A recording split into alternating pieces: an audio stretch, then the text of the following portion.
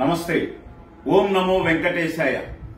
ఏడుకొండలవాడు, వెంకటరమణుడు, భక్తవత్సలుడు, భాగవతి ప్రియుడు, నందనందనుడు, నవనీత చోరుడు, కష్ట నివారణుడు, దుష్ట శిక్షకుడు అయిన వెంకటేశ్వర స్వామి కృపా కటాక్షాలతో అంటే సనాతన ధర్మం అంటే తన మతాన్ని తను గౌరవించుకుంటూ ఇతర మతాలను గౌరవించేటట్టు చేయడానికి వచ్చినటువంటి కలియుగ కల్కినే మన పవన్ కళ్యాణ్ గారు, మన అధ్యక్షులు వారు.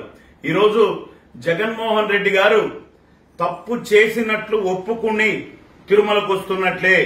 ఎందుకంటే శ్రీరాముడి తల తెగిపడ్డప్పుడు ఏ విధమైన చర్య తీసుకోలేదు, అంతర్వేదిలో రథం తగలబడినప్పుడు ఏ విధమైన చర్య తీసుకోలేదు. ఇలా హిందూ దేవాలయాల మీద, హిందూ ధర్మాల ఆచార వ్యవహారాల మీద కొన్ని వందల దాడులు జరిగిన నిమ్మకు నీరెత్తినట్లు ఉన్నాడు. ముఖ్యంగా తిరుమల అపవిత్రతకు ప్రధాన కారకుడు జగన్మోహన్ రెడ్డి. ఈరోజు ఆయన అంటున్నాడు, నేను రూములోకెళ్లి ప్రేయర్ చేస్తాను అంటున్నాడు. నువ్వు రూములోకెళ్లి ప్రేయర్ చేసే వ్యక్తికి తిరుమలకు ఒక్క మెట్టు కూడా ఎక్కే హక్కు లేదు. ఈరోజు ఒకవేళ నువ్వు తిరుమలకు ఎక్కితే అది వెంకటేశ్వర స్వామి ప్రాయశ్చిత్తంతోనే నువ్వు చేసిన తప్పులను శిక్షగా నిన్ను ప్రతి మెట్టు ఎక్కి పైకి పిలుచుకుంటున్నాడు.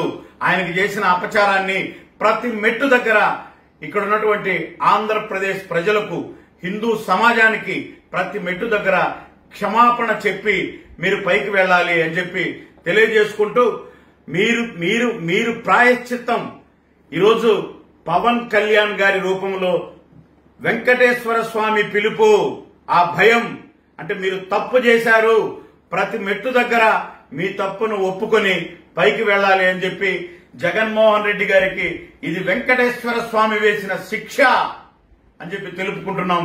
ఓం నమో వెంకటేశాయ. గోవింద గోవింద.